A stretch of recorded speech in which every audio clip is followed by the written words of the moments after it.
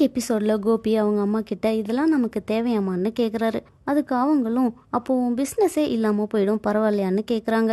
கோபியும் இன்னைக்கு ஒரு நாளைக்கு அட்ஜஸ்ட் பண்ணிக்கிறேன்னு சொல்றாரு. பாக்யா அவங்க அத்தை கிட்ட வேற ஏதோ விசேஷத்துல ஆர்டர்னு சொன்னீங்களே அத்தைன்னு கேக்குறாங்க. கோபியோட அப்ரண்டிஸும் எங்க யாருக்குமே சமைக்க தெரியாது, லாஸ்ட் டைம்ல நீங்க தான் ஹெல்ப் பண்ணீங்க, ரொம்ப தேங்க்ஸ்ன்னு சொல்றாங்க. அதுக்கு கோபியும் அவனை திட்டி அனுப்பிடுறாங்க. பாக்யாவும் கோபியை கிண்டல் பண்ணிட்டு இருக்காங்க. சமைக்க தெரிஞ்சிருந்தா மட்டும் பத்தாது, பிசினஸ் தெரிஞ்சிருக்கணும்னு சொன்னீங்களே, இன்னைக்கு என்னாச்சு?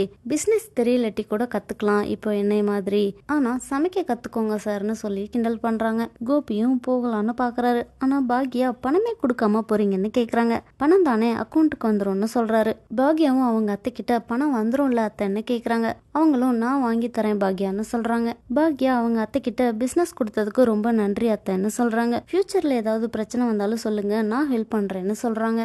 பாக்யாவும் அவங்க வீட்டுல எல்லார்கிட்டையும் நடந்ததை சொல்லிட்டு இருக்காங்க. அப்போ ராதிகா கிச்சனுக்கு சமைக்கலான்னு வராங்க. செல்வி அவங்க கிட்ட இப்பயும் பிரெட் காலையிலயும் பிரெட் எப்படிதான் இதை சாப்பிடுறீங்களோ, பேசாம நீங்களும் கோபி சார் மாதிரி அக்கா ஹோட்டல்லையே ஆர்டர் பண்ணி சாப்பிடுங்கன்னு சொல்றாங்க. ராதிகாவும் நடந்ததெல்லாம் கேட்டுட்டு கோபி கிட்ட சண்டை போட போறாங்க. கோபியும் சத்தியமா இது எனக்கு தெரியாது, அம்மா தான் அவ ஹோட்டல்ல ஆர்டர் பண்ணிட்டாங்கன்னு சொல்றாங்க. ராதிகா வந்து பாட்டி கிட்ட நீங்க பண்றது உங்களுக்கே நல்லா இருக்கான்னு கேக்குறாங்க. எதுக்கு பாக்யாவோட ஹோட்டல்ல இருந்து ஃபுட் ஆர்டர் பண்ணீங்கன்னு கேக்குறாங்க. பாட்டியும் வேற வழி இல்லாம தான் கொடுத்தேன்னு சொல்றாங்க. ராதிகா அவங்களே எப்போ கிண்டல் பண்ணலாம்னு பாத்துக்கிட்டு இருக்காங்க, நீங்க லட்டு மாதிரி ஒரு விஷயத்த குடுக்குறீங்களேன்னு பாட்டியை கேக்குறாங்க. பாட்டியும் கோபி உனக்கு கால் பண்ணப்ப நீ ஹெல்ப் பண்ண முடியாதுன்னு சொன்னல, அதான் நான் ஹெல்ப் பண்ணேன்னு சொல்றாங்க. ராதிகாவும் எனக்கு வேலை இருந்துச்சு அதான் வர முடியலன்னு சொல்றாங்க. தாத்தாவும் இனிமே இந்த மாதிரி நடக்காது, நான் பாத்துக்கிறேன் நீ போமான்னு சொல்றாரு. எழிலும் பாக்யாவும் பேசிட்டு இருக்கும்போது கோபி அங்க வராரு. அப்போ எழிலும் கிண்டல் பண்றான். கோபியும் என்ன மேடம் ஃபுட் எல்லாம் டெலிவரி ஆயிடுச்சுன்னு தெரிஞ்சோடனே உங்களுக்கு குழு குழுன்னு இருக்குமேன்னு கேக்குறாரு.